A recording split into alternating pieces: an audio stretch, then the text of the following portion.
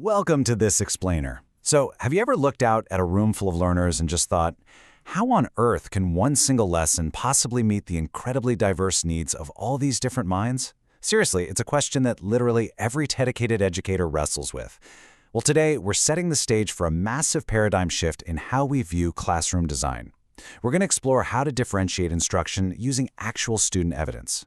We're moving away from that totally overwhelming idea of trying to do a million different things at once, and instead, we're zeroing in on how we can intentionally design a learning experience that truly supports everyone. Okay, let's dive into this. FAIR is giving every student what they need to succeed. Let that sit for a second. This right here, this is the philosophical heartbeat of our entire topic today. So often we kind of confuse the word fair with the word identical.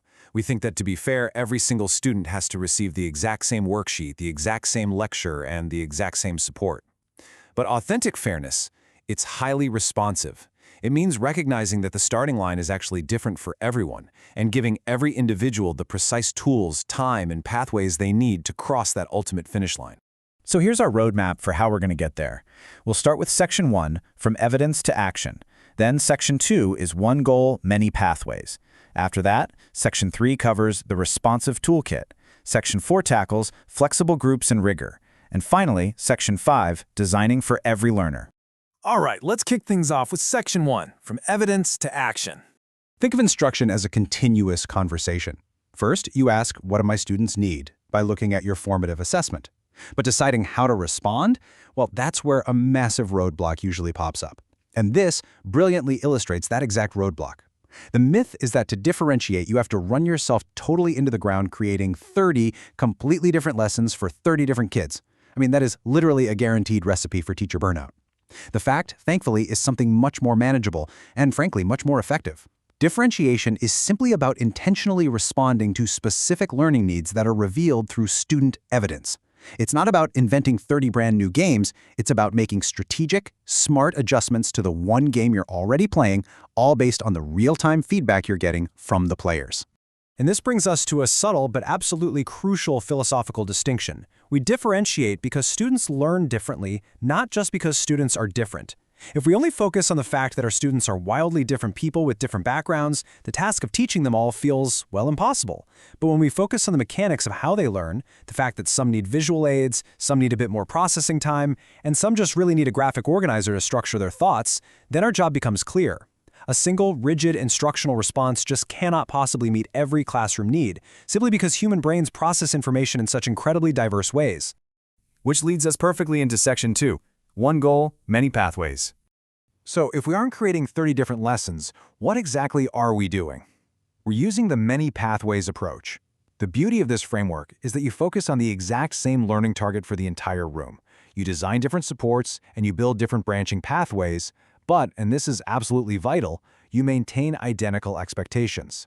Our learning targets are deeply grounded in our state standards, specifically our core academic standards, like the TEKS, and our language proficiency standards, like the ALPS.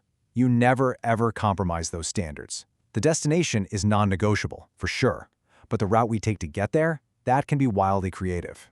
If you ever start feeling overwhelmed during lesson planning, I want you to just keep this simple truth in mind. You have one learning goal, not one pathway. Honestly, this simple truth is incredibly empowering. It allows you to manage the complex reality of differentiation without totally sacrificing your own energy. You aren't managing 30 separate destinations, just one goal supported by multiple, well-designed bridges to get there. All right, let's open up Section 3, the Responsive Toolkit, and look at how we actually build those pathways. Now, what's really interesting about this slide is how it redefines a concept we think we already know: flexible grouping. Notice the adjectives here: temporary, fluid, and evidence-based. We are totally, 100% shifting away from static ability levels. You know the old way, permanently labeling kids as the high group or the low group. Flexible grouping means a student might be in one group on Tuesday because they need a little extra help with fractions, but then they're in a completely different group on Thursday to lead a science experiment. The groups form and dissolve constantly based on the immediate evidence of what students need today. Which means choosing the right group for the right reason is a highly, highly intentional act. You have to determine when it actually makes sense to pull a small group versus keeping everyone together. You really must understand why you're grouping them. Is it for reteaching, collaborative exploration, maybe peer modeling? You decide how to group them, and above all else, you ensure every single grouping is driven by evidence, not just guesswork or convenience. Flexible grouping is never arbitrary. Moving right along to Section 4, Flexible Groups and Rigor. Whenever we talk about altering our supports or pulling small groups, this really pervasive worry always pops up. The fear that differentiating instruction somehow means lowering the academic bar. We have to actively fight that misconception. Differentiation is about providing access. It is not about making things easier. When you differentiate without lowering expectations, you provide targeted scaffolds and specific supports that allow a student to reach that high bar. You ensure universal access to complex ideas. Your focus is always on student acceleration, pushing them forward rather than slowing them down. We absolutely must avoid watering down the curriculum.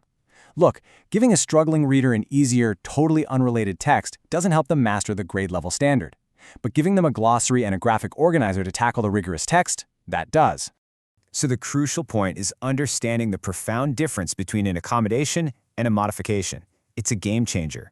An accommodation changes how a student learns or accesses the material, but it maintains the original rigorous learning target. Think of it like giving them a wheelchair ramp to get into the exact same building.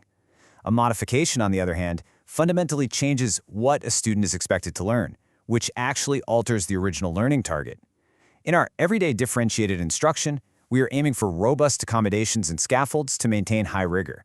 We reserve true modifications only for specific, legally mandated special education requirements. And finally, we reach Section 5, Designing for Every Learner. Let's move to and see how this builds into your ultimate professional role. Earlier in the instructional cycle, you were the evidence detective. You looked at quizzes, you observed discussions, and you solved the mystery of exactly what your students needed. But you can't stay a detective forever. Once the mystery is solved, you must evolve into the learning designer. The designer takes that evidence and actually builds the responsive pathway, the scaffolds and the structures to get the students to the goal. Let's walk through this clear, step-by-step progression of how you apply this in the real-world laboratory of your classroom. It's the ultimate instructional response challenge. Step 1, identify the specific learning need based entirely on the evidence you've gathered. Step 2, choose the appropriate flexible grouping. Ask yourself, who needs this intervention right now? Step 3, choose the specific scaffold. Maybe it's a visual aid, a sentence stem, or a manipulatives kit. And finally, Step 4, determine the best overall instructional response to seamlessly weave this into your lesson. It's a logical, completely actionable process.